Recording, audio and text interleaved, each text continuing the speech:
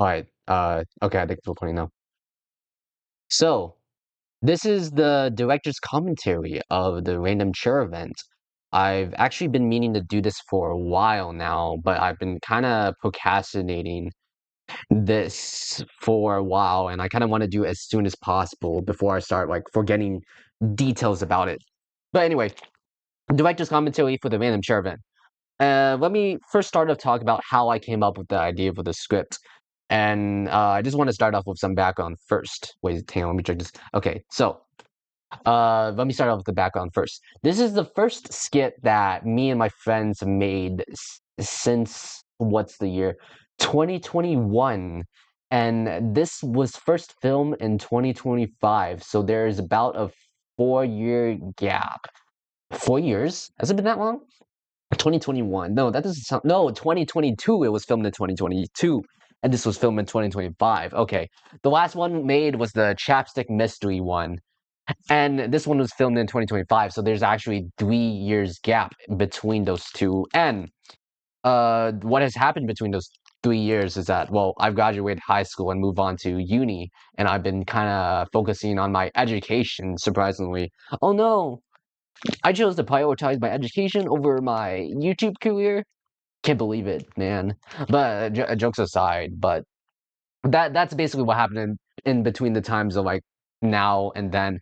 I still plan to make a bunch of things in the future, but we'll get to it when we'll get through to it. But anyway, back to the topic. The random share event. How I first came up with the story is that I wanted to write a story that's basically the main conflict is man versus monster or man versus supernatural or man versus nature. You know, something that's not like man versus man, not yeah, basically nothing like man versus man as prior to my previous stories, like the Killer Clown event where hang on, where a clown kills a bunch of people and they have to survive like a basic horror movie. Or uh the chapstick mystery one where Kylie's character, I think her character name is Kylie, to be honest. I gotta be honest, I'm not really good with coming up with names, character names too. Um but we'll get there when we get there. Kylie, oh no, she's missing a chapstick, and then starts the man versus man conflict. This one's a bit different because well, this one is a man versus I guess supernatural man versus I don't know what to describe the chairs, to be honest. But this probably stems from my desire to write that sort of story, something that challenged myself. And why did I pick chairs as the stories? Well, good question. I believe about a couple of years ago, I think back in 2020, maybe 2019, I wrote a script about a haunted house with a haunted chair where there's a haunted house that's haunted by a chair. And I wrote the whole script and everything, but we filmed parts of it. And if you look back at my channel, there is a video that's like haunted chairs. And it's basically a story about a group of house haunted chair explorers going in a haunted house because something's haunted. I think I'll probably talk about the full script later on, but that's basically what I decided to focus on because shares that might be a good thing to do, and budget wise, as a broke college student, I can't really make a zombie apocalypse. I can't make a detailed monster movie. I can't make a big Godzilla type of movie, so I have to go with like low budget. And what's one thing there's plenty of is that there's chairs, and well, I can't make a budget something like Jaws. Oh, by the way, I based this off of like a lot of movies because I watch a lot of movies and I really like the movies that are like man versus monster, like Train to Busan, Jaws. I never actually watched the movie. I kind of like to you. I think it's The Host. I like zombie movies basically. But anyway, moving on to the topic. Chairs. So I came to decide that Chairs would be the main antagonist, would be the monster of the man versus monster. And the plot wise, the plot wise, it was very inspired by Rocket Jump's ball pit video. If you don't know what Rocket Jump is, it's basically YouTuber, not YouTuber. They have a YouTube channel where they make short sketches and stuff, and one sketch involves a ball pit where a group of office workers go decide to fill it up with a bunch of uh decide to prank their coworkers by filling up the office with a bunch of ball pit balls. And it later turns into some horror scenario where the ball pit is actually a deadly thing. Like there's a ball pit monster. Pretty funny. I highly suggest you to watch it because this is heavily inspired by that video. I might add it in a link later on. But if you watch two and two like side by side, you'll notice a lot of similarities between those two. But with my own creative input to make my own desire. But no, that's one of the big inspirations of this video actually, and I highly encourage you to watch it. Um, yeah, so I wrote the script back in, I guess I first thought about the script back in fall of 2024, and I thought about a scenario on, okay, chairs is going to survive, chairs are going to start attacking people, and how is the average person going to react, and how are they going to survive in the scenario? And the more I thought about it, I start like developing how they're going to realistically survive for that, and eventually it came out as the script. Um, there I've added some elements, like there needs to be elements of like, oh, okay, so we're now safe. Now what? Food, water, bathroom. Finding the bath, having to account for the bathroom is very difficult actually. Uh, not a lot of shows actually talked about. Not a lot of movies and shows talked about using the restroom in the survival situations, which is to be fair, it's not something the average person doesn't really want to think about. Although there is one exception, and it's the show All of Us Are Dead. It's actually the only show that I've actually seen that actually dealt with that sort of issue. But getting off topic here, it's I try to make it everyone's reaction as realistic as possible, given the amount of information they have, whether it's good or not, whether if the decision is they're good or not. Because I don't like movies where the plot only can happen because characters make dumb decisions. Oh yeah, another inspiration. One of the good movies is like The Thing, where all the characters, all their actions, they're very reasonable, and they use the information and they survive the best they can with the amount of information they have.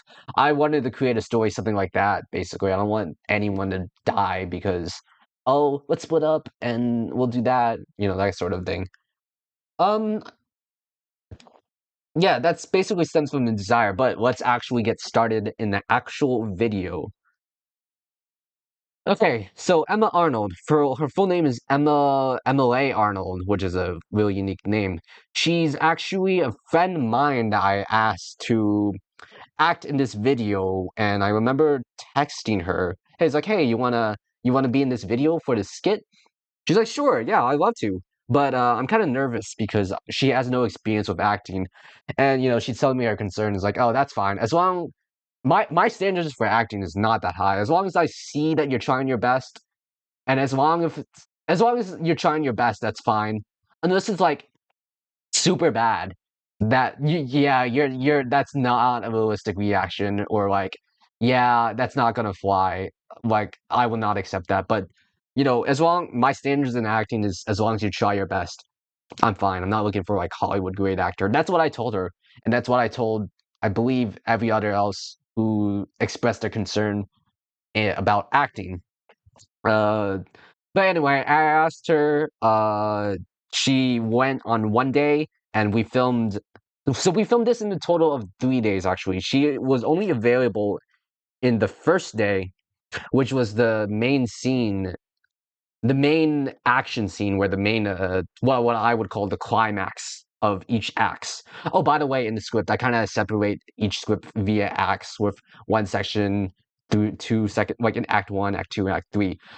She only appears in Act 3, and it's like, okay, you know, call this a day. I'll probably plan to film for the next part, for the closet scenes. Well, I mean, you don't know what I'm talking about. Well, I'm talking about this presuming that you've already watched the video completely. But you know, we filmed all of her parts in the closet, all the climax scenes that are outside the venue room with all the chairs. Personally, the way I wrote her character is that she has a more significant role in the closet, right? But carry on. But we only filmed the climax, and it takes a couple of months. I think we originally filmed it in February, right?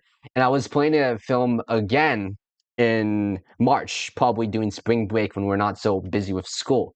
However, on the week that we planned to film her scenes in the closet, she has unfortunately passed away in a car accident. Yeah, which is kind of rough, to be honest. It's kind of surreal having someone you know personally and someone that you're pretty close to too, because well, I mean, we known each other since I guess high school, but and I actually oh my god, funny story. I became friends with her boyfriend at the time, her boyfriend in high school too, and I first met him by how I accidentally stole his textbook, and that's a story for another time though. But eventually, we gotten closer because we started playing video games together. Physics, we started doing physics, and we just started got to know each other. We would play Lethal Company and stuff, and that's in a nutshell how we became friends and stuff. And she actually, oh, I kind of doxed myself. I realized that, but she switched out of her original major of biochemistry, or no, biochemical engineering to mechanical engineering, which is cool. No way, we're in the same team because I'm a mechanical engineer too. And this picture right here is actually for her robotics club. Just flexing. I guess what I don't know how much work she put on this, but she was very proud of it, as you can see. With for the Sooner Robotics Club. I guess I'm going to dox myself more, but I go to the University of Oklahoma. We both go there. Very smart, smarter than me, I think. Very good at physics. Actually, no, I lied to you. I kind of carried her in physics 1 and 2. But she's definitely smart enough to do engineering. She managed to do fine in like all the chemistry classes, which I cannot do to be honest. But yeah, she died before we started filming the closet scenes, and after that initial shock, I decided to take a break from dealing with this video for I don't know for how long, for several months. I kind of like after Emma's death, I decided to take a break from this video, from the script. And because her closets, well, okay, so her scenes that we haven't filmed that she's a important character. Well, I think she's an important character. And the fact that she's not there anymore, it doesn't feel right continuing on despite her death. But considering you're watching this right now and it's uploaded, we eventually did continue on. But it took some time for me to, well, grieve her death and try to figure out what to do from now on, right? Now, from to move on from that and basically how to cope with it. Um, so I remember like a month after her death, I tried editing the parts I have the parts I have before she died, for the climax scenes, but like kind of got emotional doing it. So I have to like I think between the time of her death and when I actually started working on it again, it was like 3, maybe 4 months before I actually started working on this. 'Cause it's kind of whack. Just going on the video, seeing her, and it's like, oh, I'm never going to see her again. But that aside, I feel more bad for her family. I'm not gonna try to make this about myself.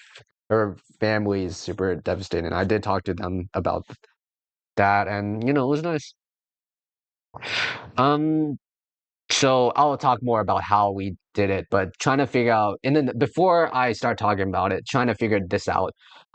This is something trying to figure out what to do with this video is legitimately something that I've lost slept over. But carry on. but decided to dedicate the video to her since, you know, this is a story she was involved in.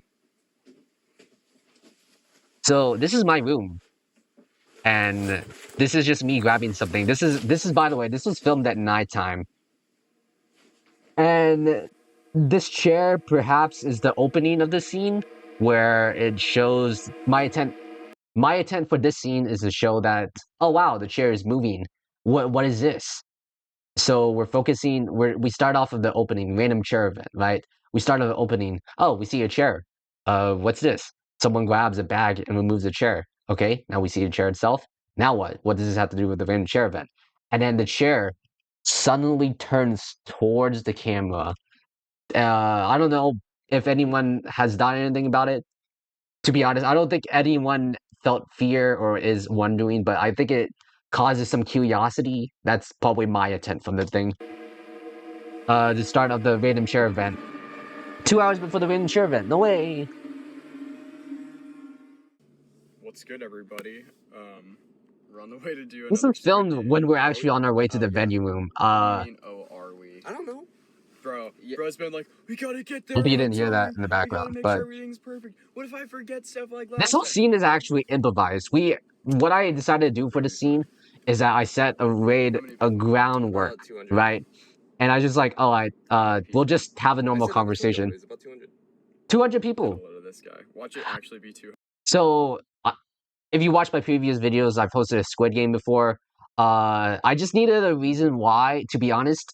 I just needed a reason why we have so many chairs in the venue room because based off the rocket jump video, the reason why there's so many balls in the ball pit video is because, oh, it's a funny prank. It would be so funny, you know. I decided for this reason is the Squid Game involving 200 people. We're going to need 200 chairs, and that's why everyone is in a room trapped full of chairs. It wouldn't make sense if you just go in a random room and there's chairs everywhere. There needs to be a reason. And that theoretical first game of Squid Game would probably be like musical chairs. Hence the chairs. Yeah.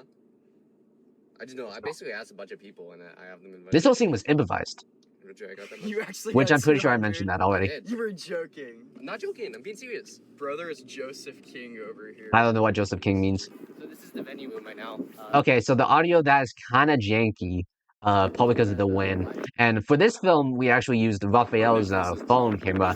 Neeson's first appearance. No way. This is not us actually first meeting Neeson. This is the second we decided to film this scene real quick to see Neeson's introduction. I think this is actually the first time we entered the room. I actually had to go to the library and ask for the keys, but this is a massive venue room. Like, oh my, I think the maximum capacity of this room is like 500 people, I can't which believe, is can you believe we got kind of 200? big, kind of big. So this is Pure insanity. and the first thing we have to do before filming, right, is just to set up the chairs. So I guess the majority. So I think it took us like Real thing. a lot, a lot of chairs. Yeah, this is Evan's first appearance. I think he came in when we were mid setting up the chairs. Yeah, no, this is okay. So this is when we're first setting up the chairs. More spread out or whatnot. All right, this is Isabella, Carson, What's up, guys? and Emma right here. Person I was referring to earlier. Kind of. Oh, she's wearing the same shirt. I just realized that. Carson said no. I realized this mid editing, and We need more. yeah. Oh, by the way, the scene Raphael was filming the camera. I think I don't know. By that time, have we set up all the chairs? Don't know, but I think the amount of time it takes us to set up all the chairs is like 30, 40 minutes with 3 people. Oh, yeah. One thing I didn't notice mid editing is that while I was talking about more chairs, both Neeson and Evan decided to be like, what the heck is he doing?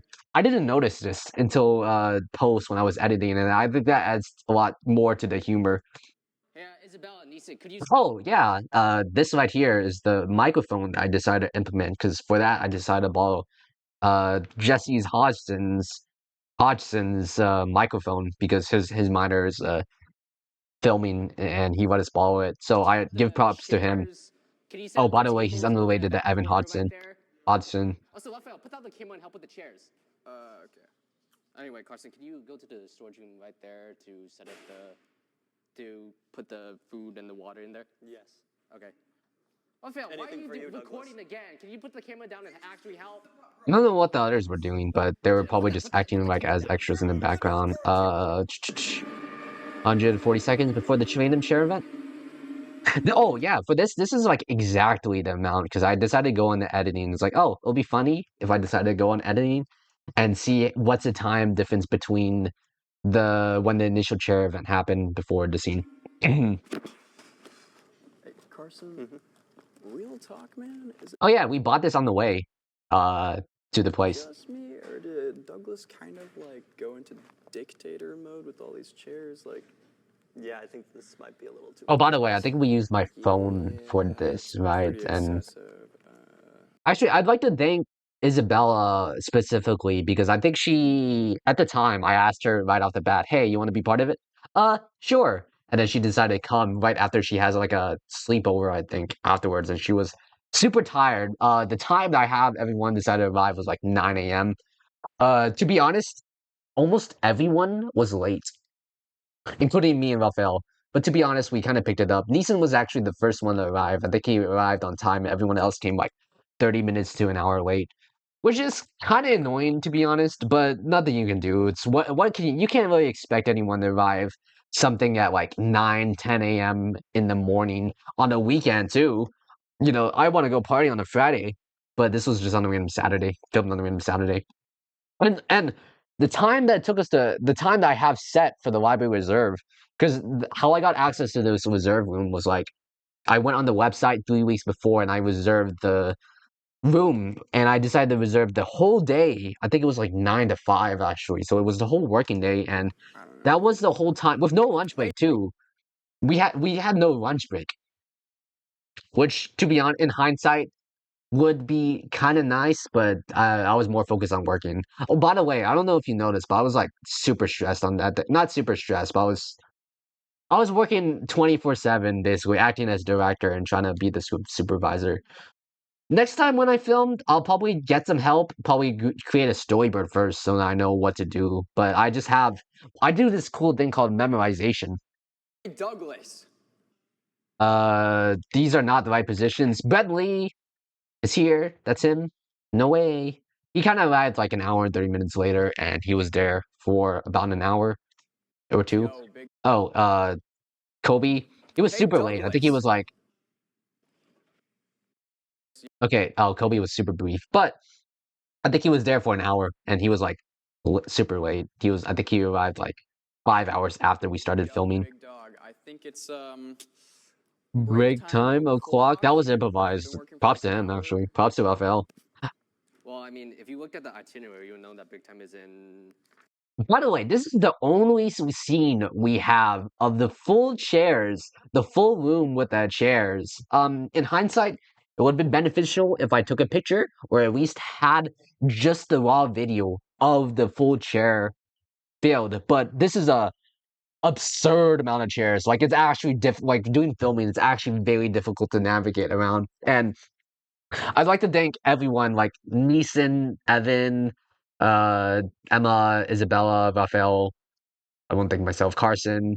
Everyone that was involved in helping me set up and not set up the chairs. I legitimatately would not be able to do it without them.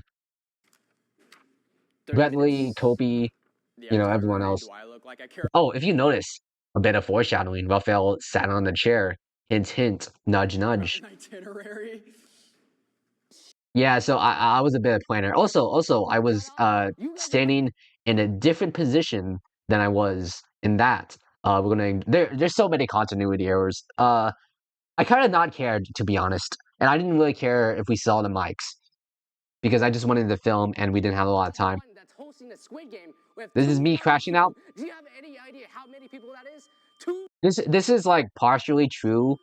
I was just like yapping based off of my experience and how stressed I was. You're not the one. To be honest, I kind of get stressed easily. Not stressed. Well, yeah, I get stressed. I get stressed easily, and I kind of get really annoyed really fast. That's something I need to work on personally, but I'll try not to crash out, essentially. Uh, the original scene of me yapping was actually longer, but I decided to cut it short to get the message across, to know that I'm, like, yapping or whatever.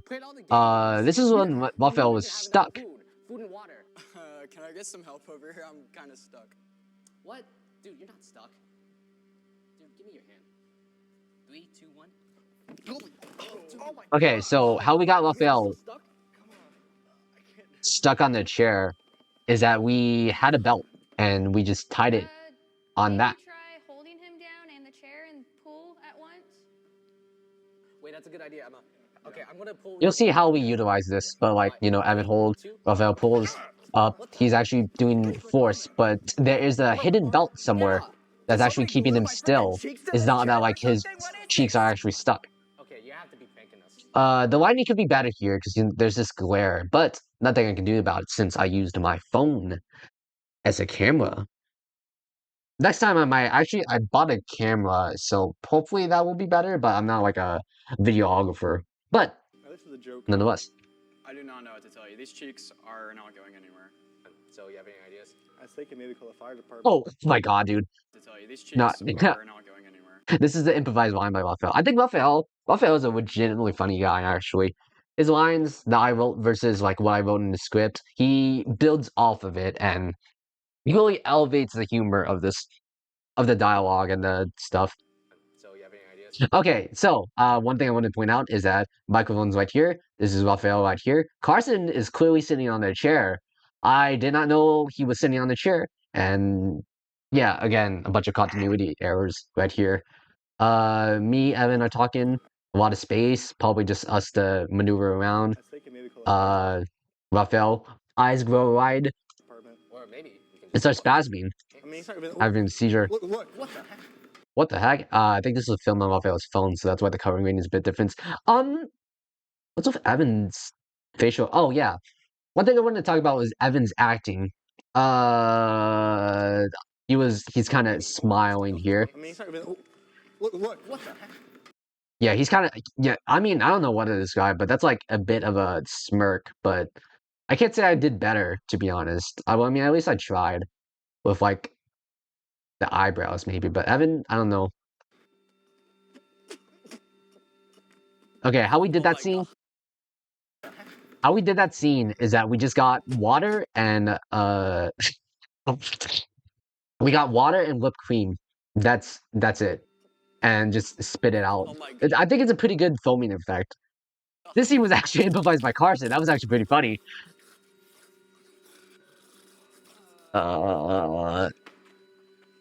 There's no way he's dead.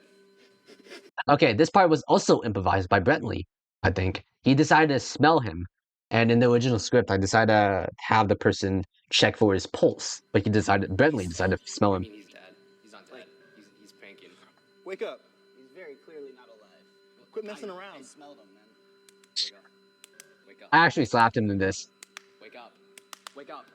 Yeah, I kinda... Okay, so this was... For this scene, I was like progressively slapping him harder and harder until like he started breaking character and laughing. That's when we start cutting. I'm fine, but there's no signal. Wait, is that the calculator? I think that's the calculator. That he's dead. He could be pranking us or Different... Oh no, he somehow teleported. something. There's only one way to find out. Okay, I did not write that. I did not write the scene. I don't know who came up with it. I think Raphael and Bradley both wanted to do it, and they're like, and they had talked to me about it, and I was like, okay, and here we are.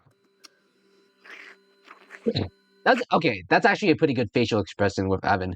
Evan's acting pretty good when he's like directly on camera, when he knows he's on camera, but when he's in the background, or like when he's like, I guess, more focused on something else. You can tell that he's just like blank-faced, smiling or whatever. That's probably something I need to talk to him in person about that, but just me being a nitpick right now, and my being a nitpick. But no, that's a really good facial expression by Evan.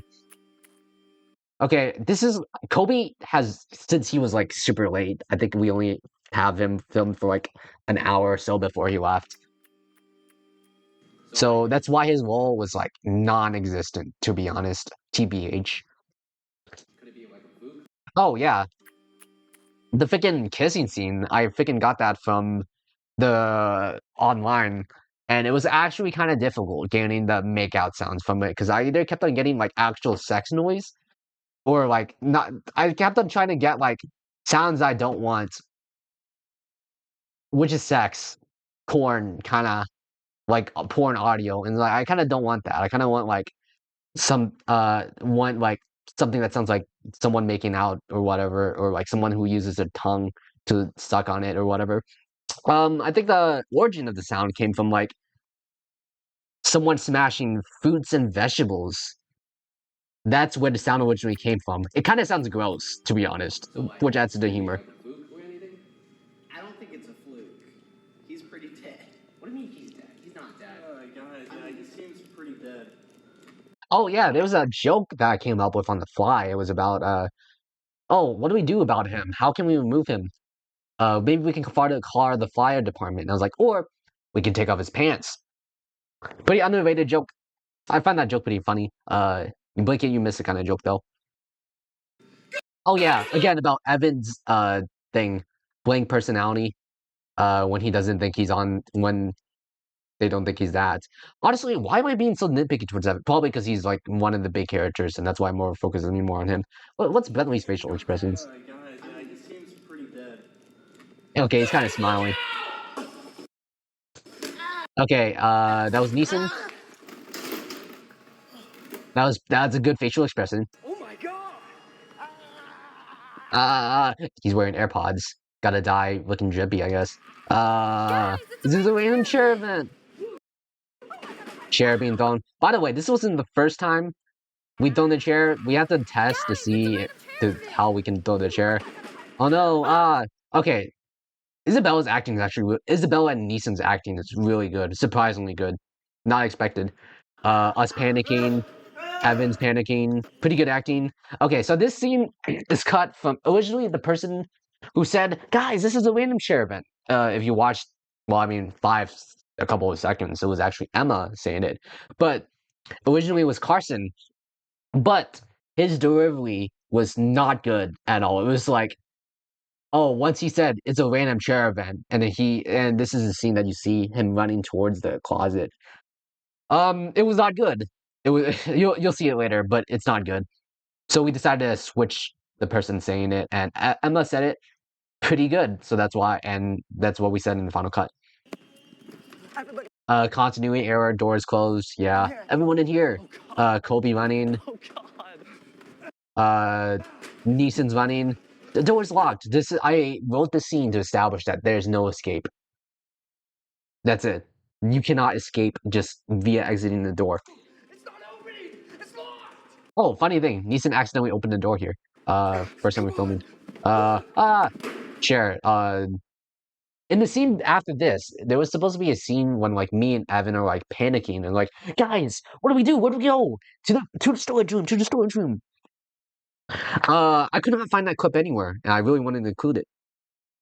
But I have no idea where that clip went. So I guess next time when I film, I'm going to figure out how to organize clips more and how to better store them. Because before I've just been filming on my phone, importing the Google Docs, not Google Docs, but Google Photos, and then downloading it on my computer. And that's like crazy ineffective. And that editing wise, that took up way too much time than necessary. But anyway, I actually thought about this. This is how I die because I always kill myself off in the story, so I can focus more on directing, organization. Uh, this is a different cut where I fall and then Evan drags me away, doing the glasses. Evan straight up ignores me. Oh no, Emma escapes. Not Carson, freaking Kobe. He trips. He was. By the way, one of my main priorities is to make sure nobody gets hurt. Doing so, my sense of leadership is that I'm not having anyone do something that I'm not willing to do, and I'm willing to have chairs get thrown at me. To be honest, yeah, anyway, Kobe trips, falls on the ground, chairs attack, he dies. Oh my god, I'm gonna die. Oh my god, I'm gonna die. Wait, about Neeson and Neeson and Isabella. Oh yeah, music choice. Freaking started talking about this. Music choice. I spent so much time trying to find the right song, especially one that's not copyrighted. What I did is that I went on YouTube Studios and went on their. Sorry, I just got a hiccup. But went on their free soundtrack and I just searched for the right song, and that took me like several hours to find it. But anyway, Isabella and Neeson panicking. By the way, in the initial chaos scene, I originally planned the chairs to be more active, but unfortunately, due to time constraints and budgeting things, not budgeting things, mainly time constraint, we don't really have enough time to like court because there's something more action requires more choreography and more safety, and that honestly takes more time, makes more time to like plan out the choreography and film stuff takes up more time. Unfortunately, we do not have the luxury this time. Next time I do, we'll probably try to find a rehearsal time and do it, but next time I ever desire. Get out there. your foot first, Evan. Come on. I plan for the Carson to be more urgent about it, but but you do what you do. Soundtrack is very, very good. I put a lot of effort in the soundtrack. I did a lot of like timing of whatever is happening in the thing. Yeah. And now, ominous bellowing. By the way, the whole ominous bellowing kind of inspired by, unironically, Musicy. If you know Project Sekai, Musicy 5 event where like, oh guys, you hear that ominous bell ringing, or is that just me?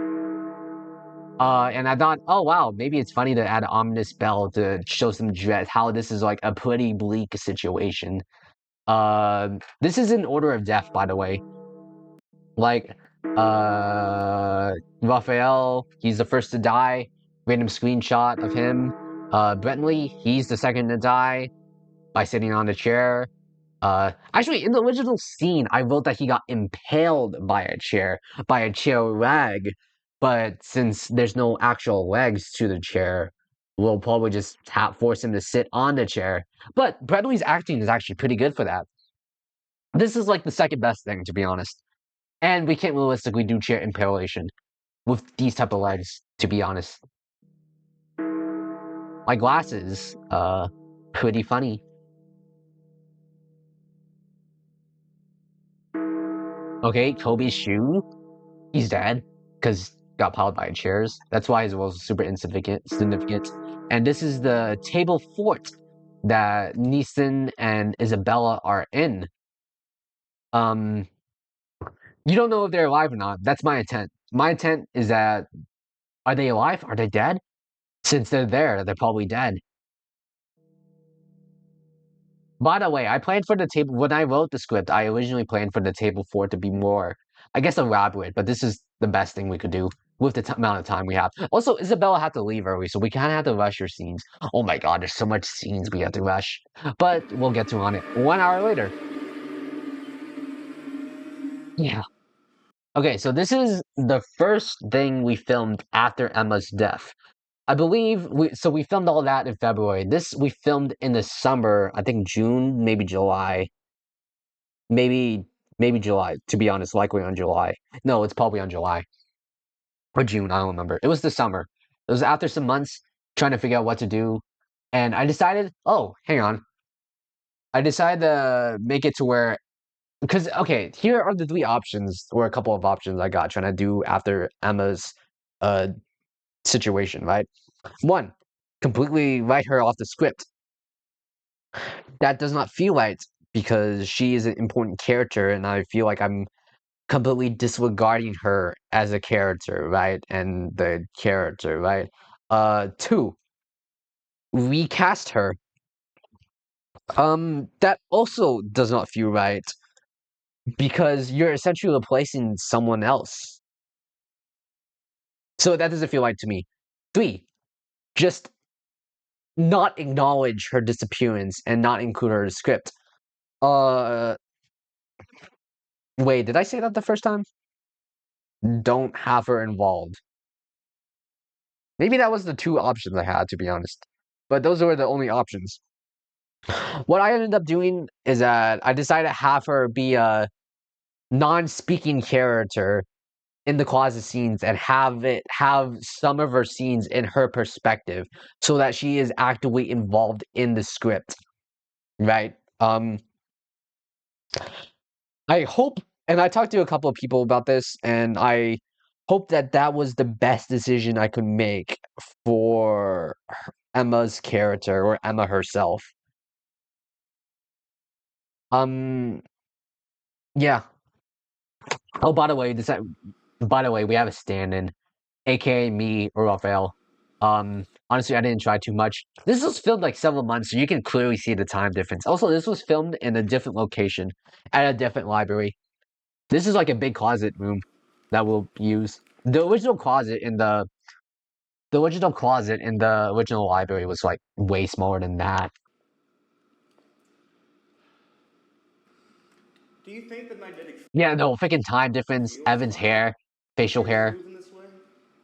Evan, the magnetic field is not going to make chairs come to life and attack people. All right, well, how's the food and water situation? Enough for last. All right, so how are we going to get Neeson and Isabella back here? What? Have you gone insane? Have you seen how many chairs there are outside? We can't just let them die out there. Okay, so for We this don't even know scene, if they're still alive.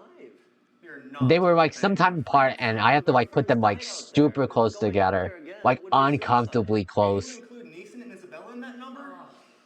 Like, they're already dead. There's no They were reason like to think that, like, we'll be uncomfortably able to close stay together. there They were how like many chairs are out standing there. at Shutter's So foot. what That's have how you close they tried? were, and I had to like put them together.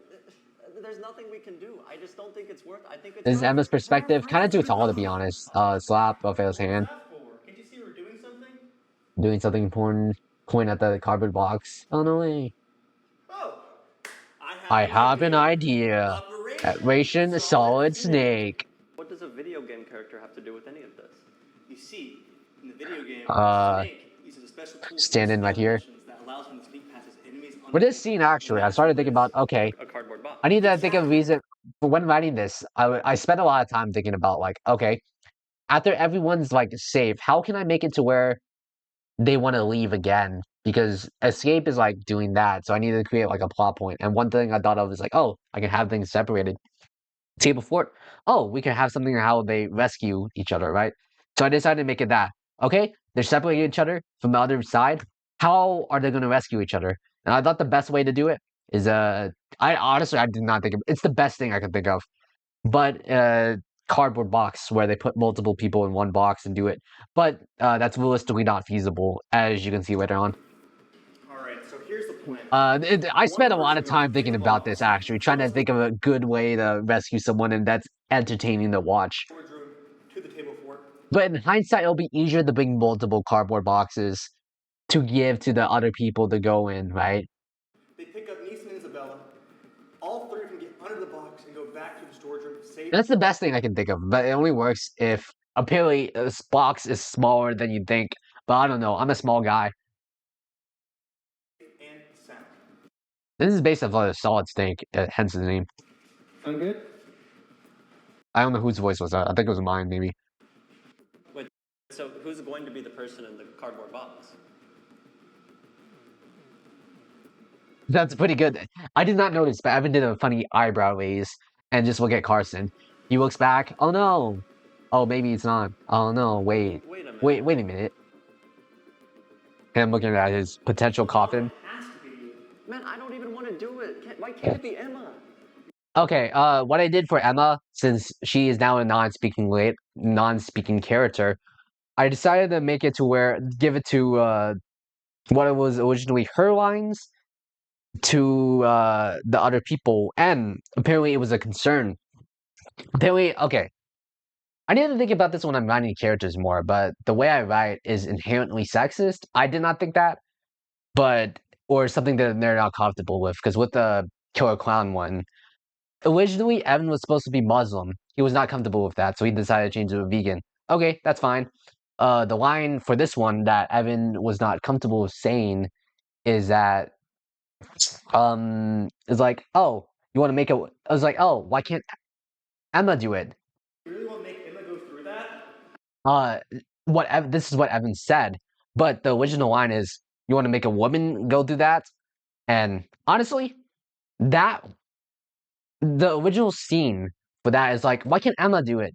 And then Emma's like, you want to make a woman do it? What I was thinking is the added sense of humor. It's like, as a retort, trying to find a good reason to get out of it. I don't think it's sexist because it's from Emma. And honestly, writing that, I decided to give it to Evan. Didn't think much, but he was not comfortable with saying that. He changed it. I need to be more aware the next time I write on how I write something that could accidentally be offensive. It's something I need to keep that in mind. That's why I have other people look at things because there's only so much I can know. Hopefully, it's not sexist.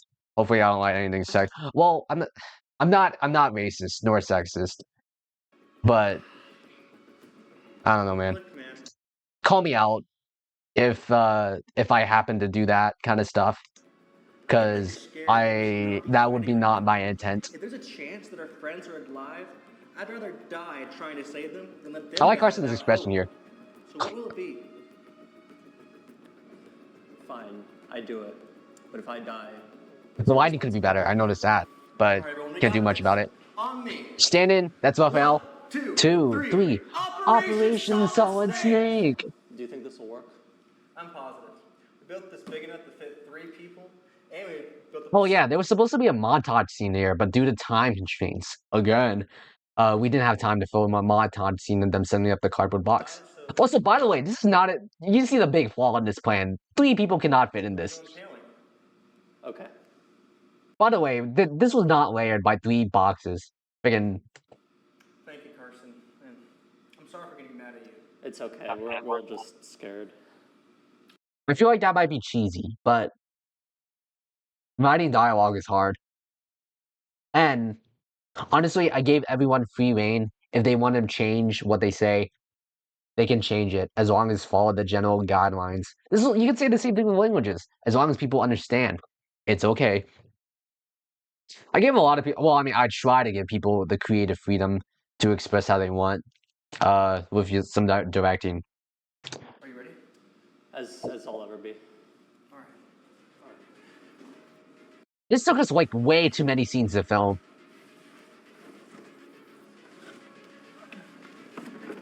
Yeah, that's not big enough to fit 3 people. He's doomed from the start, actually. Go save our friends. Okay. Yeah, as you look outside, you can tell it's a different area. No music, pretty funny. He's shuffling. Haha. All right, let's go. As you can tell, this is actually a different cardboard box. Quite humorous. Keep going. Oh, by the way, Carson is not in this. Carson's actually not in this box because I'm the only one. Since I'm the smallest guy, I was the only one that could actually fit in the box and maneuver around. Because he cannot maneuver around inside the box for some reason. I don't think it's bad, but maybe it's because of my size. Carson. This is big inspiration from Rocket Jump. If you watch that video. Carson. Carson. Yeah, so that's me. Anything filmed in the scene is me. These are my shoes. You make like a mobile tip. Oh yeah, freaking. Okay, I'll include it in the gags and out. I plan to edit that, but I plan to edit the gags and outtake. It's just whether I feel like doing it or I have the time because I've been procrastinating. Uni has not been fun for me. I just took a test this week, and I kind of am slacking to be honest. My classes take priority than this, but this is something I eventually want to get done. The gags and outtakes for this because there's a lot, and I do need to edit them.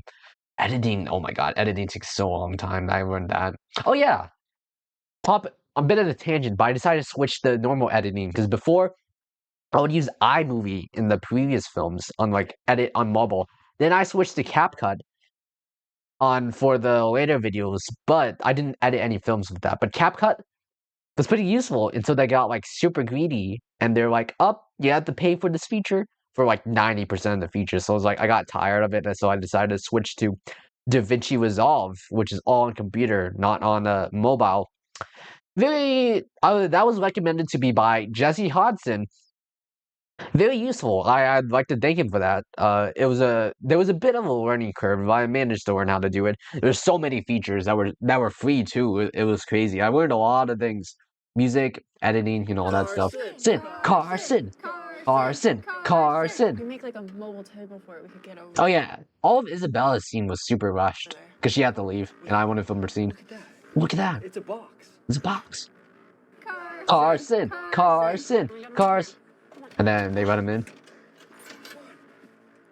Carson, Carson.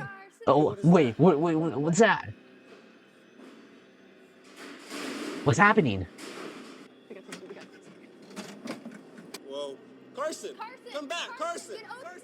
What the heck is happening out Okay, I think this is the okay. So the next scene is Carson is actually in the cardboard box, and he actually does fit. I actually really like the scene of like seeing like the. Whoa. Carson! Come back, Carson! Get over here. What the heck is happening out I actually really like the scene of Carson like in the cardboard box trying to see what outside, and you can see the reflection. You can see how like super claustrophobic it is. Pretty good scene. I'm very proud of it. I can't tell what's going on. Oh my god. So Raphael is the chair monster. When I included it, I had no clue what the chair monster will look like. I originally had my initial idea for the chair monster is to have like, you know, based off of Rocket Jump's ball pit monster, a bit of a spoiler. It was just an amalgamation of balls put together that form a shape of a human. And my initial idea is have a person just stick a bunch of chairs on one person and they move around. But but I decided to ask someone else to come up with like sketches, and I asked Sumi, her real name is Van Tran, I remember correctly, to come up with like sketch designs of what a chair monster will look like and how we can. Because that's not reasonable. Because that was my initial idea for the chair monster. So she drew up a sketch, and she came up with a sketch of something similar to what Raphael is wearing, something we could feasibly do, where there's a chair. It's basically it's not exact, but it's pretty close. It's a really good design. Oh my god, this is so funny. But it was just a chair. This is a chair monster. It was just basically a black blob with a scary looking mask, and on top of the monster is just a chair. It was so funny. And I asked Raphael, yo, you got a black morph suit? And he's like, yeah, I actually do. Oh my god, that is perfect. That was a miracle, because I was like fully prepared to like spend money on that. That saved me like I don't know how much a black morph suit, $30 to $20 because of like inflation. Um oh yeah, a bit of a trivia. I originally wanted to you see a bit of his hair on his back, but because of his long hair, I really wanted it to be completely closed up, but it was too much of a hassle, so we decided to keep it on. If I had more time, I'll always want to do it, but I don't know. Raphael's concerned. Oh my god. Raphael is always so concerned about his hair. He's like, dude. So that's why he wears a hat all the time, wears a beanie and a hat all the time because his hair gets fuzzy. It's like, dude, nobody cares except you. Or maybe yeah, no, only you really cares. Nobody's not really gonna notice how fuzzy your hair is, because everyone got their own problems to deal with.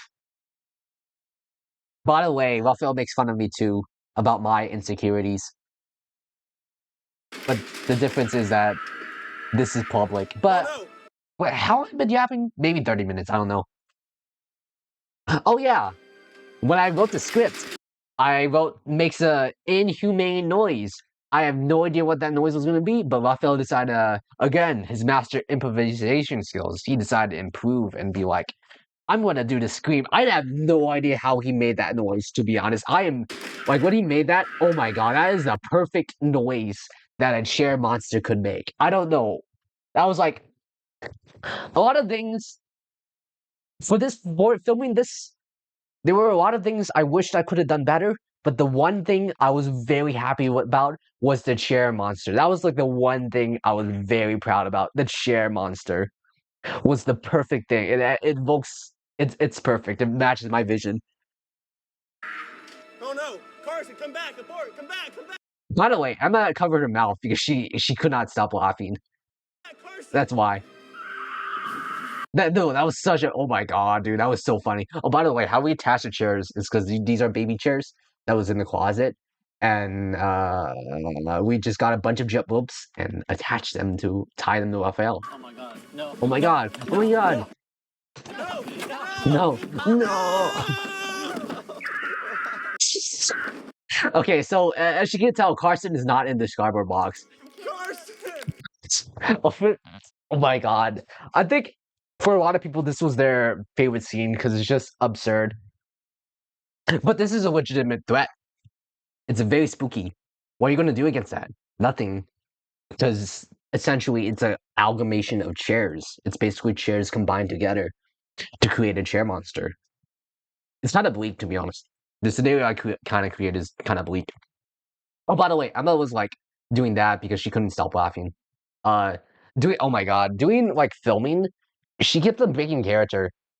It's like, oh, she has a very oh my god. One thing I'm gonna remember about her the most is her laugh. She has a very unique laugh and it's very contagious. And when playing games, we would like do things to make her laugh and to have everyone crackling. That's probably the one thing I'm gonna remember about the most about Emma. But unfortunately, I cannot hear it again. But oh man, it would be so fun to film her with the closet scenes. To be honest, a lot of things happen and a lot of funny things. It's actually really fun. I mean, honestly, anyone, my stance on it is that if nobody's having fun filming, then what's the point? This whole thing is just to be filmed just for fun. Like, I wouldn't do it if I wasn't enjoy it. It's a lot of work for me, but I like it for some reason.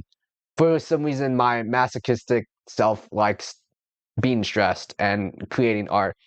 Art is a pain, maybe, and it's just fun. It's fun making this stuff.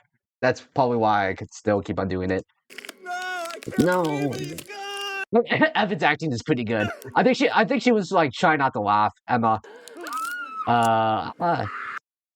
flash and shoe. We just crumpled up cardboard. Ah, dude, I have no idea how Raphael made that noise.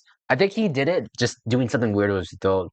Maybe his practice listening to screamo actually was useful for something. Oh yeah, we originally wanted Carson glasses on this, but he didn't want to. So I was like, okay. Funny turnaround. Oh my god, it's coming, Burns, it's coming, it's coming! Oh my god, it's coming, it's coming, it's coming! Oh my god, it's coming, it's coming, it's coming!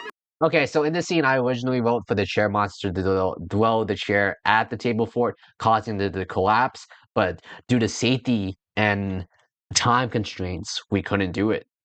Mainly safety, though. We couldn't think of a way to safely throw the chairs at it because I don't know if you noticed, but throwing hurling objects at people is dangerous. Good facial expression, Mason.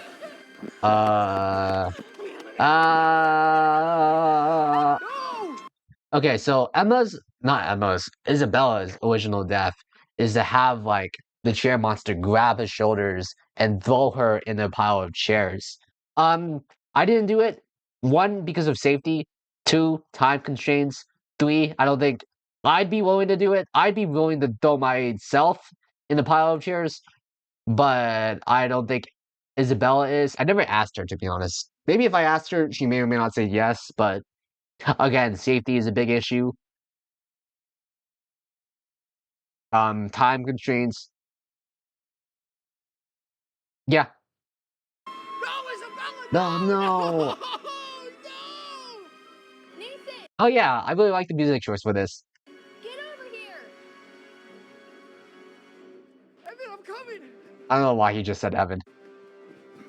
So originally for this scene, I intend there to be more action for him like dodging whichever chairs and stuff. But again, time constraints. We couldn't really choreograph it. Choreographing takes a lot of time. You can tell that there's a time difference between the closet and now because of Neeson's hair. This is like so this is Neeson's hair then. Oh yeah. Oh yeah. During the scene, Emma was actually laughing at the reaction, and I actually caught a video of her laughing and stuff. I'm probably gonna include that in the gags and outtakes, but I still have the video. It's not deleted, and I'll probably send that to her sister. But it's a nice laugh. It's a good example of what her laugh sounds like. I'll probably include it. It's a nice scene. I think Evan was listening and was like, "Oh, that's pretty nice." Yeah, her laugh is like, yeah, it's probably Anyway, time difference. Barricade the Neeson. door. Also, I didn't notice, but Neeson said he lost weight in between the time. I didn't notice personally, but just a bit Go, of a go, go. comment. Go, go, go. Comments. And so I don't know if you noticed, it was me in the background. Neeson grabbed that. Another example between the acting skills between Neeson and Evan. Oh no, I'll do that. Screaming, yada yada, that moving. Funny thing, Raphael accidentally opened the door for that. Quite funny. Okay, this is a good highlight between Evans and Neeson's acting. Right here with Evan, I guess neutral face with Neeson, you can see with the eyebrows and stuff. Actually, is Evan? Oh no, he's trying, but this is the difference between Evan and Neeson. Something to point out. Looks like it's safe.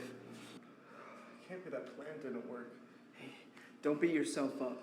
Nobody could have predicted a chair monster. Nobody I'm could, here but now. I could I'm because grateful I for wrote the you. script. But still, two of our friends died. By the way, I don't remember if I wrote them touching each other's shoulders. I think Neeson and Evan did that themselves. Emma, your phone. Stand-in. What's up? What's That's me this? actually. By the way, in case you don't know, her favorite color is green. So we decided to wear green. So the stand-in, me and Raphael decided to wear green, and I happen to have a green sweater. Green is also my favorite color. I have a lot of green clothes. I also just recently bought a green sweatshirt for my university. Fun little comment. By the way, this is a video. This is a YouTube video, and this is upside down. Oh no, yes. Good evening, This is Colin. fellow Americans. He's the president of the United I'm States. speaking to you live in the White I House. think he's involved in almost every, but in 3 the hours not ago, actual direct role. an By the unprecedented way, and I spelled devastating official wrong. event struck our nation. One that has left the foundation of I our did a daily bunch, lives actually, jokes forever aside, I did a set bunch of in research jeopardy. on We have what I been did, millions what I of wrote for the resistance presidential speech, and I based it off of the This crisis September 11 is attacks, the bringing us a speech new after sound. September 11, and the speech It after Pearl involves Harbor, chairs, announcing in Pearl Harbor. That's what I sitting based it furniture off, and that I you trusted. tried writing the best I could with the You are cadences. hearing or watching this broadcast Originally, it was knowing that supposed our to be satellite longer, systems but are I still decided to truncate operational, it. and Because again, it's just that means that Colin you are reviewing among information that the you guys have survivors. already witnessed. Your location is being relayed This is just as I'm we only speak including the to the plot nearest relevant military stuff, base. which is We are going to helicopter stuff. prioritize the And I don't know rescue how I and spelled official recovery wrong though, of but every not that you're gonna remaining do. American citizen. I urge I'm you gonna to urge remain you put to and put to avoid any seating any furniture at all all costs. costs. I can assure you that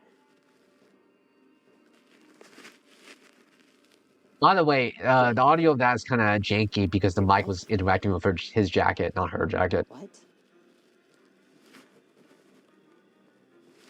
The the The chairman chairman did did what? what? By the way, what I implied for that scene, uh, It it affects the affects the titles titles too. too. A bit of foreshadowing. Uh, hint, nudge, nudge. I'm actually writing a sequel to the chair event, elaborating on that. A bit of comments, a bit of lore drop. Um, hint, hint. Also, by the way, hint, hint. If you're far into this, in the description of the chair thing, there's actually the full presidential speech. All of that is like lore drop, lore building, lore drop. It's canon. The presidential speech is canon, and everything on it is true. Yeah, that's just all I have to say. That is basically one big canon, lore drop, all that kind of stuff.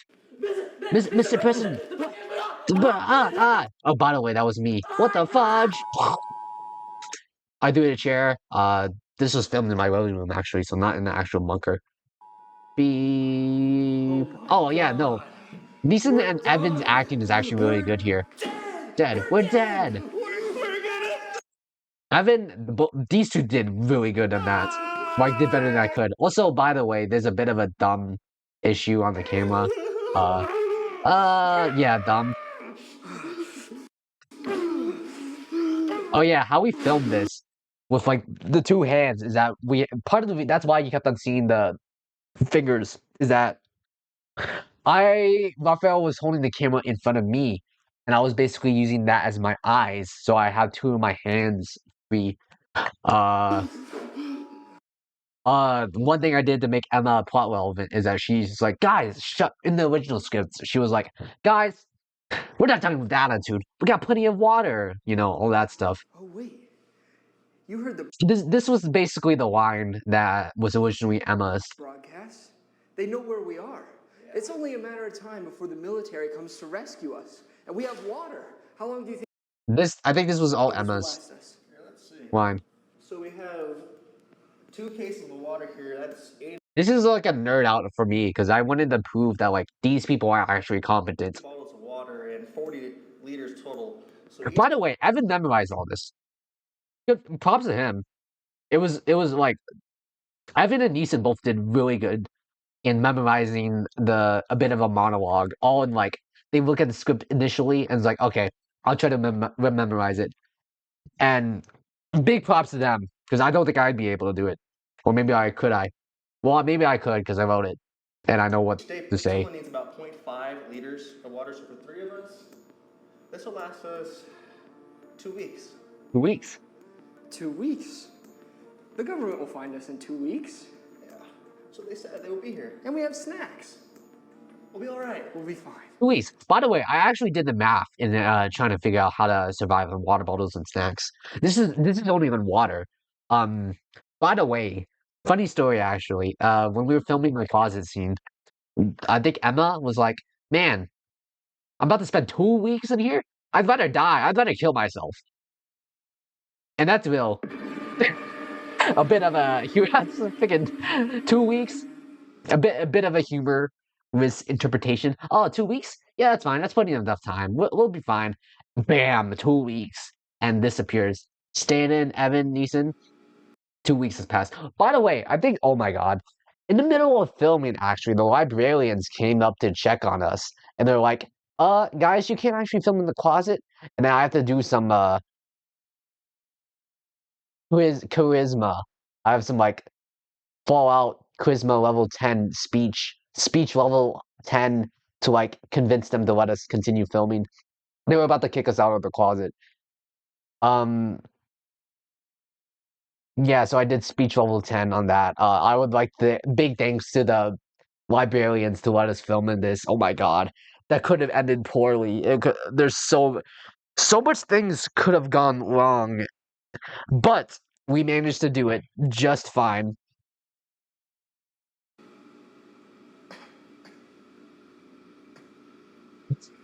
Freaking, I like how there's the initial ambient noise of the things going. They didn't want us to cross the yellow tape lines, which we did not do. Evan, I wrote how he ate a cardboard sandwich. He ate it.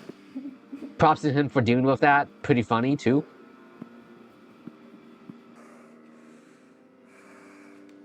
Okay, this is not actual pee. This is like water mixed with like Coca-Cola. And I did not write that. It was actually improvised by, I think, Evan. It was improvised by Raphael, Neeson, Evan, and then it was like, oh, that's pretty funny. Oh, and Neeson did some spillage too. That's not the water. Oh, that's not water. Okay, this scene was improvised by the other three, and I did not like that. So props to them for coming up with that pretty funny joke. Uh. Yeah, dude, it's pretty. The situation's pretty bleak here. Uh, Props to Neeson's acting though. What time What is time is it Time for you to for you to get a watch? Very funny. As you can tell, I wrote that, and I was very happy about that joke. Time for you to get a watch. Coming from someone who's eating cardboard. What? A man's got to eat. I'll be eating you next. You next. If it comes down to it. Not if I throw you out to the chairs first. I never should have I'll be saved you. doing Okay, so I remember Neeson while filming commenting. He's like, "Yeah, Douglas. Actually, in this situation, Evan, if you were to make this joke after I drank your piss or your pee, I would be super mad too. I would actually crash out. So I guess I did wrote a realistic scenario, somewhat realistic scenario. After 2 weeks of imagine spending 2 weeks inside a closet with one person, you drink and you accidentally drink someone's urine, and afterwards you ask what time it is, they respond like, time for you to get a watch. By the way, this scene, the initial scene of like Evan and Neeson drinking not doing very great things, it just shows how bleak, how depressed everyone is with, and there's no food too. With Evan desperate enough a cardboard sandwich, Neeson, all the water is gone, and it's only pee No, you urine. weren't. You were the last person. You would have died. Originally, I planned in this scene. I wrote Emma and be like, "Guys, shut up! We're not gonna get out of here." And then she came up with a whole plan on how to escape. So we decided to vote how like Emma does that. Not coming. This was supposed to be Emma's We line. need to find a way out of here. There's no way we can continue to live like this. Pretty good acting on those two How parts. can we? All the exits are blocked. Wait, I have an idea. All right, so listen. When I was in the table fort with Isabella, she had this idea to make the tables into some kind of He did really good for that mobile part. fortress, kind of like a tank, and we would push our way to the door. A bit of foreshadowing from Isabella when earlier when she was in the table, she was like, "Oh, maybe we can make a table fort and just like burst out of here or whatever it's called." Listen, if we bring the mobile tank to I the think there's door, audio here. it'll protect us. We'll have all the time Maybe. we need I'm to not kick the too doors sure. down. Actually work. I think it's better than dying in here. It would Let's be do better it. than dying here. I'm in. Great. All right, here's the plan, guys. The three of us run to the tables as fast as possible. And we build a fort up against the wall like this. This whole scene was pretty improvised, Okay, by me the and way. Evan will push. Emma, it's up to you to navigate. All right? Now the most dangerous part of the plan is getting to the tables itself. I wish I could have If wrote this scene anyone better. goes down, do After not I save like them. filmed It's everything all and too late. editing, I realized, oh man, I could Either have wrote way, you don't better. want to I could have die done a better trying to scene. save I someone could add an else. initial scene where I could have wrote an initial death All scene right. that could be better. Next time when I Let me write it, count you I'm not down. gonna write a death scene for the sake of there being deaths for a 1, shock. There needs to be a reason for 2, someone to die. 3. Build up. Yeah, for this, I'm not very happy with this scene. Like afterwards, like this was after I finished writing and filming everything. I was like, oh wait, I could have done better with this scene. But nothing you can do. I could have written to where like, oh, the chair monster is there, and Emma's like, oh man, guys, I'm gonna distract them. You go to the table for it, and then she charges, and chair monster overtake to distract the chair monster. Chair monster overtakes Emma, goes back to the thing. Evan decides to, oh, bit of a spoiler. Evan is like, Neeson, I'm not gonna let Emma's death be in vain. Get out of here. You know, all that stuff. So that's something I could definitely wrote better. But instead of that, this happened. Emma, no! Here, we gotta go. Yeah, I'm not very happy about the scene. I could have done better. Um, I don't know. I remember reading something about how to write deaths in the scene, and like one of the big no-nos is to do it for no absolute reason. There should be a reason why you should kill off a character. If the death of a character adds to a plot, include it. But if it's just there and doesn't really affect anything, there's no point. Because this, I'm not very happy about this. Oh yeah, we bought a mat for this so people don't like actually hurt themselves. For this original plan for their more action, choreography, yada yada yada. Come on, let's get this done. Gotta go to the tank. No, no, no, he's back. No. Oh no, yeah, the chair monster. He actually got stuck here. Raphael actually got stuck here. What are we gonna... The tank can't defend against that. Sad Nathan, music. Snap out of it. I'm gonna distract him. You get to safety. No. Griffin and Neeson did really good. That's all I have to say. I give them. They matched my expectations. I'm very proud of what they do. I'm going to avenge my friends. By the way, I don't know why, but apparently Raphael finds the scene super funny. Don't know why. I guess okay. His words is that like it kind of contrasts with like something super sad with something totally unserious, which I totally get. But I don't know. I guess I completely intend that scene to be like taken seriously. But to be honest, this whole script is unserious. But I guess part of my humor is something totally unserious is taken, something absurd is taken seriously. That's probably part of my humor. I'm going to I'm avenge gonna avenge my friends. By the way, again, another parallel to the rocket jump series. Look back. These are all the like videos that we have of like each other friends. I've lost too many friends. Good I delivery. won't lose another. I can't do this alone. Great delivery. Yes, you You can. can. You're I wish the strong. camera quality was better here. Live for us. Unfortunately, it was filmed on my phone. Live, Neeson. But Neeson, live. Live. Is it? Yeah. Remember me. Oh, by the way, you hear, I think you hear my laugh when I was filming. It's one of the hardest part about filming is actually not laughing doing the scenes. By the way, I did not write this. I did not write this. This is like actually my most debated scene if I should include it or not because it did not match my vision whatsoever, and it kind of contrast with my intent on taking it super seriously and then contrasting it with like a makeout scene.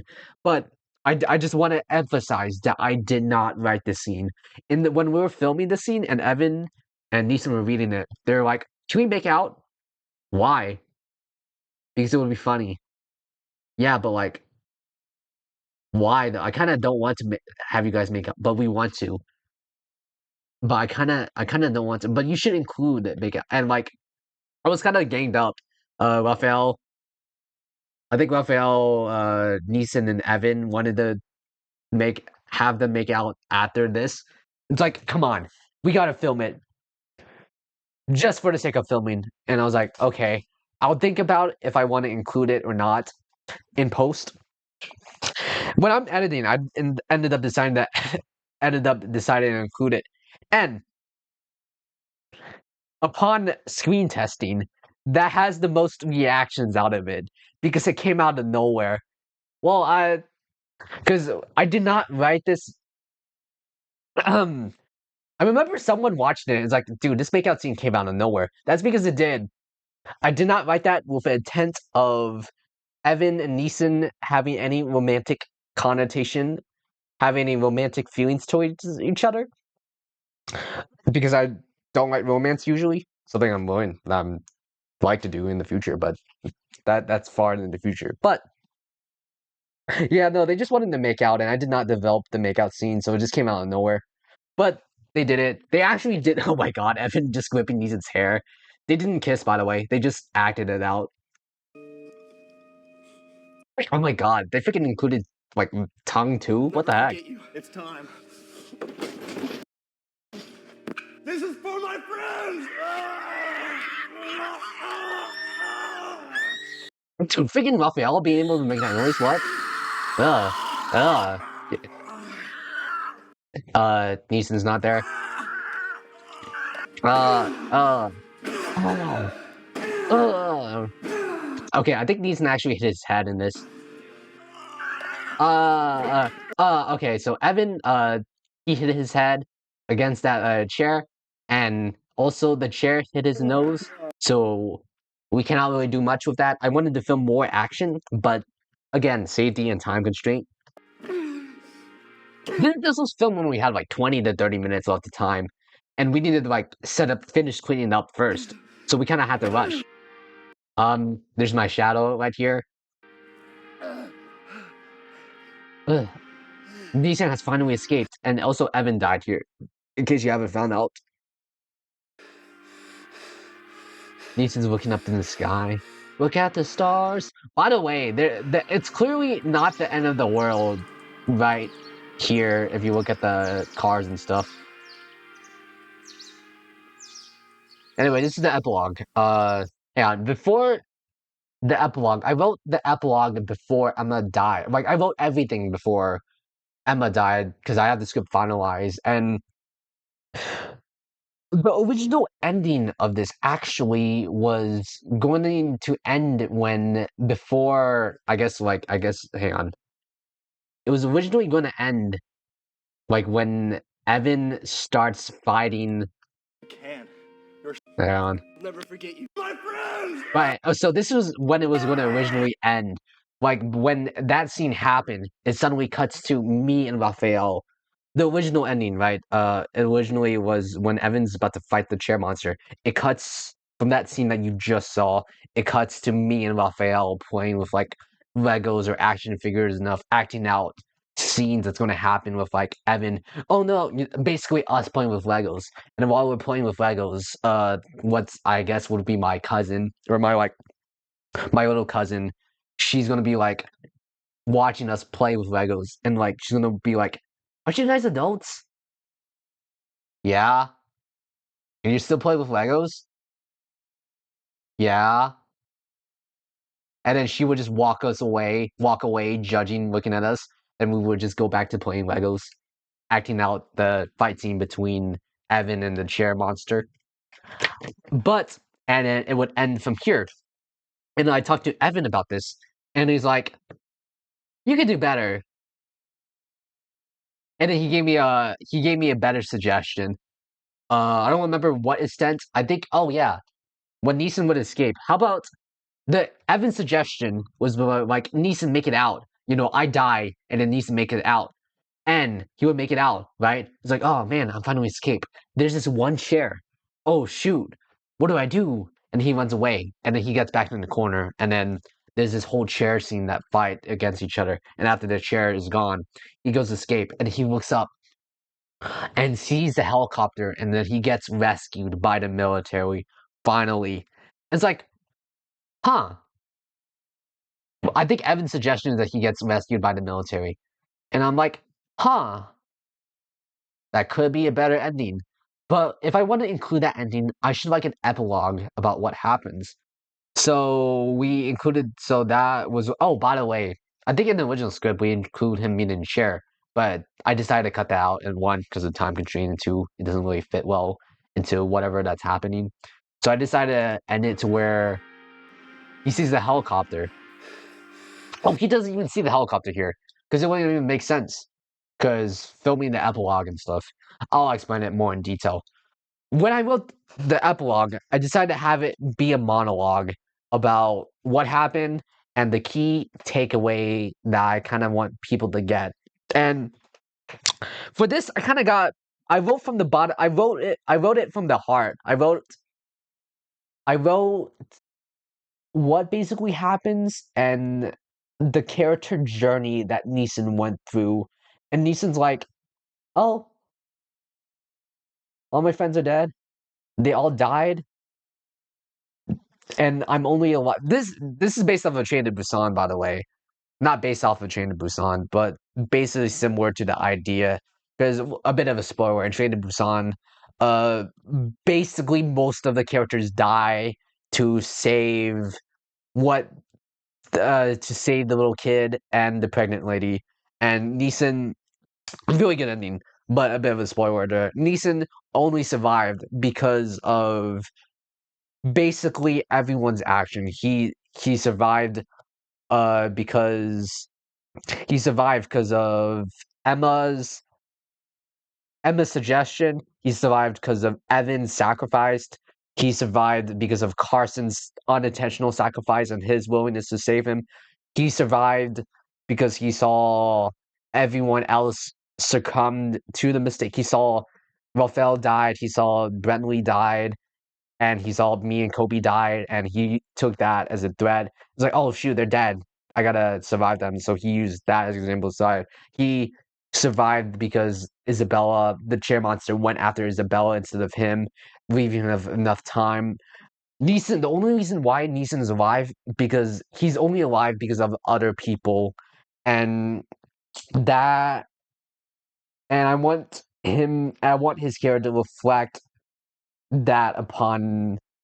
And I think I want Neeson to be like, well, I'm only alive because of them. Because, well, that's what the key theme is, right?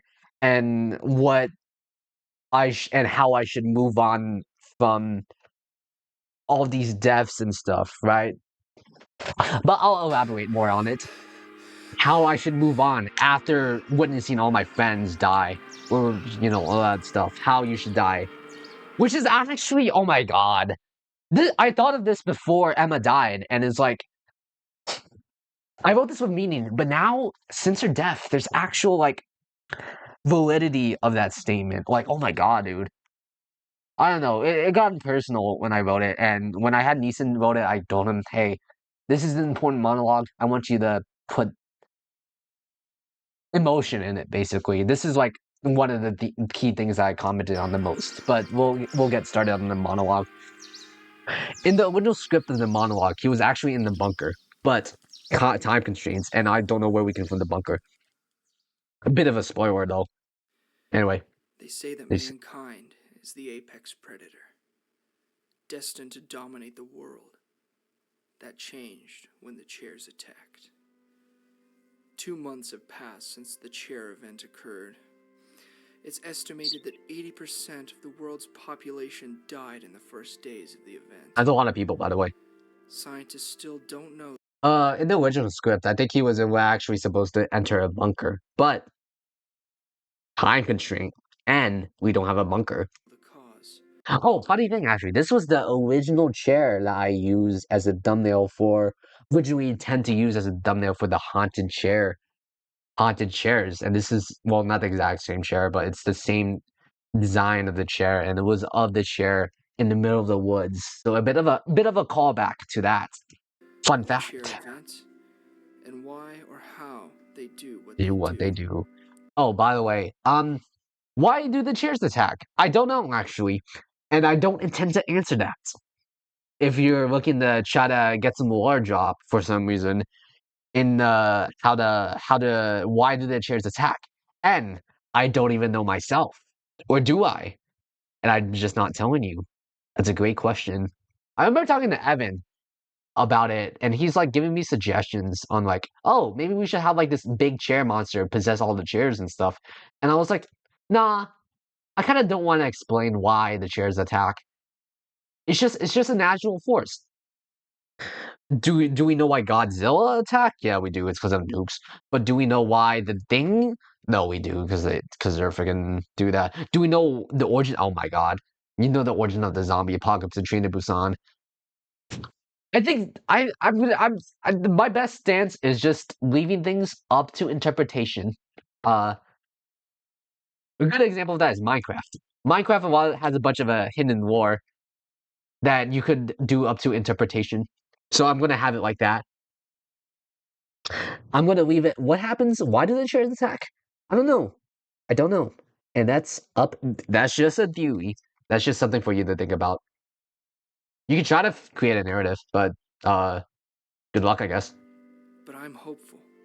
By the way, One of theoretically, the the greatest gun would not strengths of work against a humanity chair. is its Like I don't know. I don't know. Why did that chair specifically died? Don't know. ability to adapt.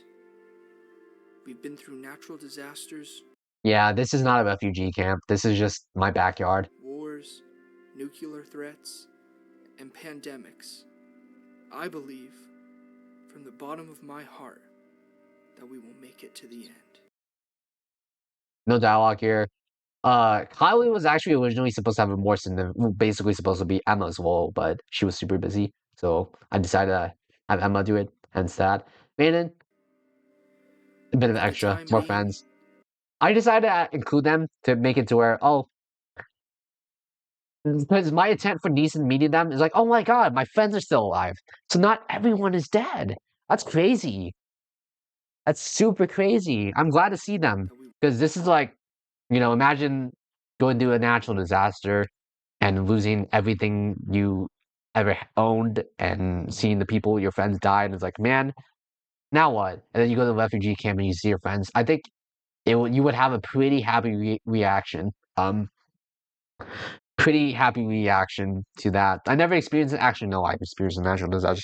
Thankfully, I never experienced something like that, but I've seen movies.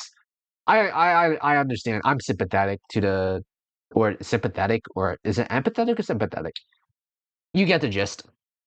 will make it to the end. Make it to the end. Humanity. We I wrote that because we've been through natural disasters. Self-explanatory. This is my, I guess, what I wrote for this is my core beliefs, I guess, my faith in humanity. I try to be optimistic. I try to, but sometimes it's difficult being a optimist in the antagonistic world, I guess. For the time being, Oh, okay, so this is the most important line that I like to take away from people all we can do, and for the time being, being. all we can do is just remember. Remember the people we love, the people we lost, and the people who make us happy. I don't know what the future will hold, but for now, I take my life standing.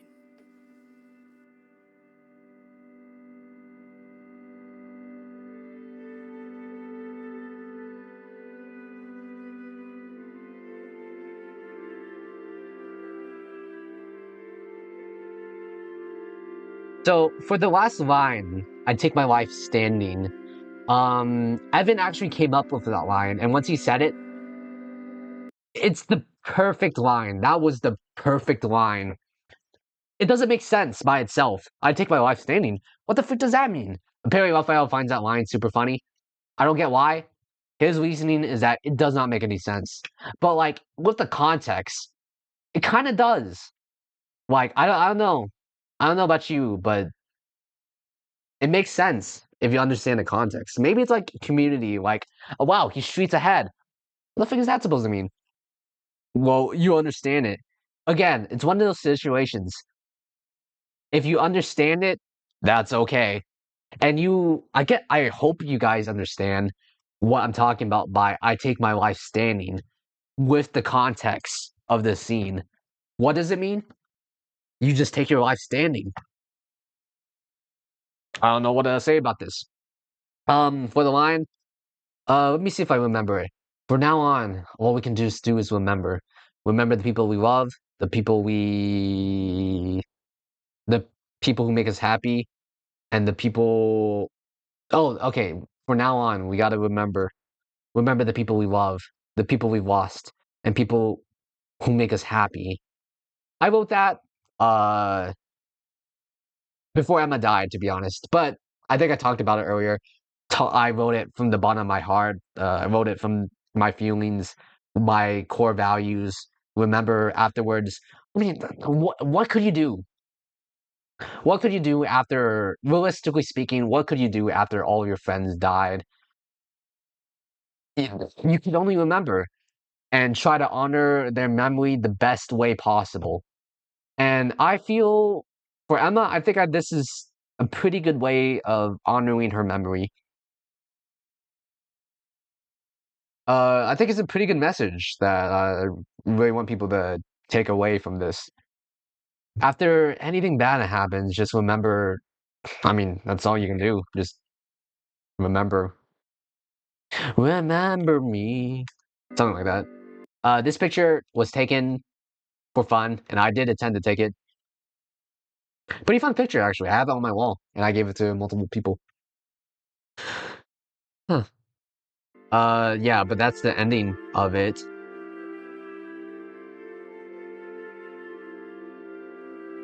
And doing screen testing, actually. Doing screen testing, almost everyone, like my brother and Randon, I had them screen test, and they're like, bro, why the frick is the epilogue actually well written? I was very complimented by that. And almost everyone who watched it said that the epilogue was very good. It was like, I think it was like one of the best writing I've ever done, or probably because anything good art related comes from the feelings, comes from the heart. You know what I'm saying? But yeah, no, I'm very, I don't know. Well, this is just my ego speaking, but I'm very happy that people are enjoying what I'm creating and what I have to say for the epilogue. And you know, oh my God, the premise is so ridiculous, and especially in a situation with about apocalyptic chair situation, and just to have drop something that like legitimate life advice. Um, It's really good. I think. Oh yeah, one thing that also inspired it. One thing that's also similar. I suggest you to watch it, but it's I think his name is Joe Haver, and it's about he writes sketch comedies, and one thing he especially did is about Curious George, about his deathbed. And originally, it's the same premise. It starts off ridiculous about Curious George on his deathbed, and it suddenly drops with this what legitimate good life advice that you should take away on. And essentially, the message, like he's on his deathbed, is like, I've stopped being curious. The only thing that matters in life is love. Nobody gets it. These people are scared. I highly suggest you to watch that video. It's such a good comedic sketch.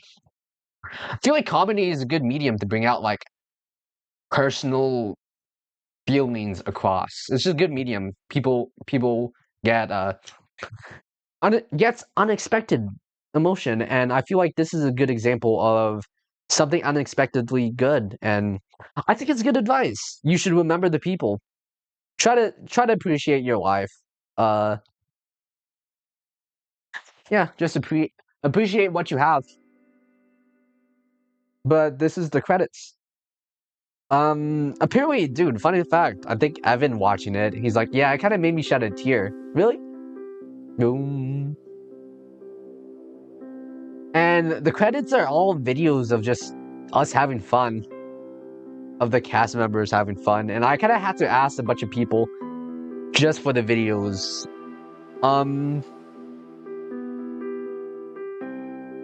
Yeah, this is from Neeson. A lot of them are from Taskmaster and Squid Game. This is from Squid Game, Evan. Emma. I actually had to ask her sister for that. Pretty good video, actually. The music choice was actually really good for that. Very proud of the music choice. I got like extremely lucky in finding the right music. This was for Isabella's birthday. Fun fact. Squid Game.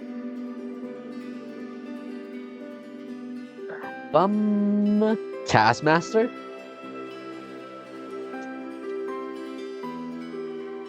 This is just us randomly having fun.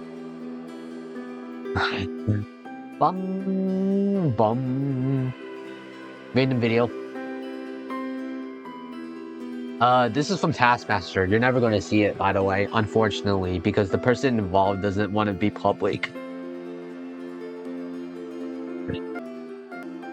Credits, yada yada credits look in, it's kind of embarrassing. I'm not gonna, oh yeah, one thing I want to highlight, is Colin freaking doing editing. I got this video that was for some reason corrupted, and I had to ask him about it. And turns out what happens is that for the videos that are uploaded, there was inconsistent frame rates, so DaVinci was not accepting that, and he had to put it through some filter or whatever to fix it. I would not be able to solve it, and Colin was like, "You would not be able to solve it because of your thing." Anyway, big thanks to him for helping me fix the whole issue. Multiple corrupted video files. Genuinely annoyed. I was stuck on that for like a couple of weeks. Oh, about Emma again. This is a complete coincidence, but I happened to upload this video on her birthday, which is very surprising. I did not expect that. That was like a complete coincidence. I don't know what her family thinks of it, but I sent her the unfinished video and they said they liked it, but I haven't had their thoughts on their full video, to be honest. But that's something I'm fine with. It's kind of...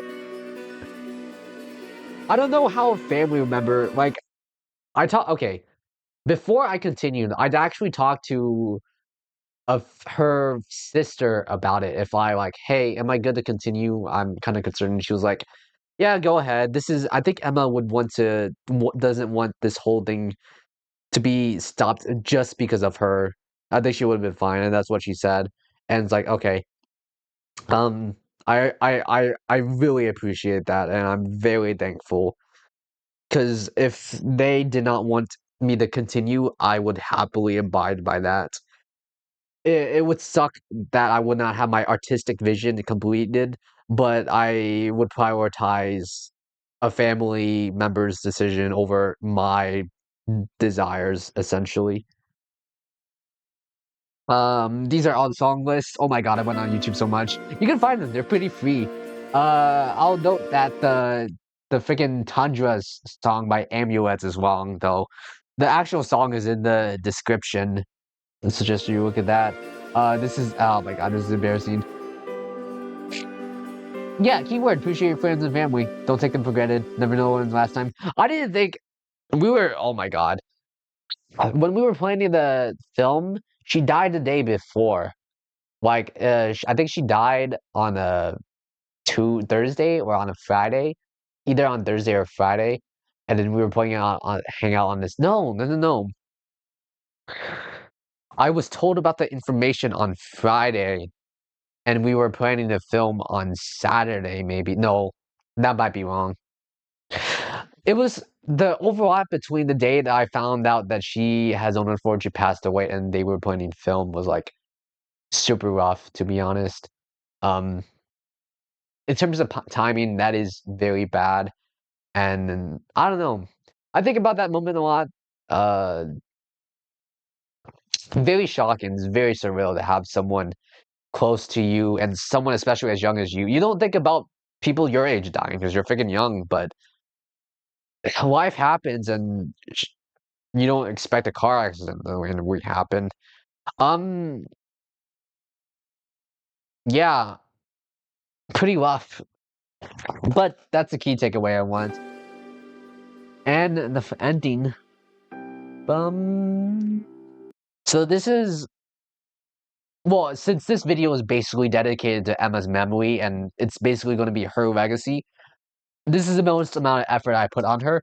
And the reason of this quote is that her favorite TV show is Daredevil.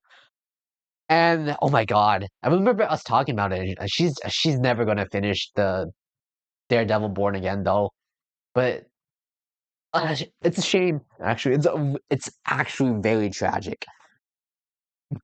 It's very tragic about what happened, and this is her favorite show. She's unable to watch it now. She didn't know. She didn't even finish watching the seasons because she died mid-season. But no, Daredevil is her favorite show, and she's actually into the martial arts. I don't remember if she got into it, but she does jujitsu and stuff.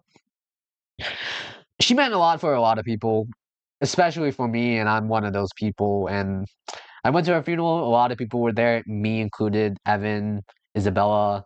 I don't remember anyone else. Bentley was there. It was nice. It was well, I wouldn't call it a funeral. It was something about her memory, celebration of life. That's what it was. But although I think they're the same thing, to be honest. It was nice. It was pretty nice. But this is the quote that was on her pamphlet, and it's an important quote to her.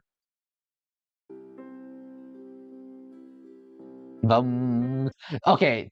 Oh my God. One thing I did a lot for the music is that I did a lot of timing for it, which again took up a lot of time. But I'm very proud of the end results. It's a Random share event. This was when we like, yeah, we're not using that. But this is the end of the random share event. I don't know what to say.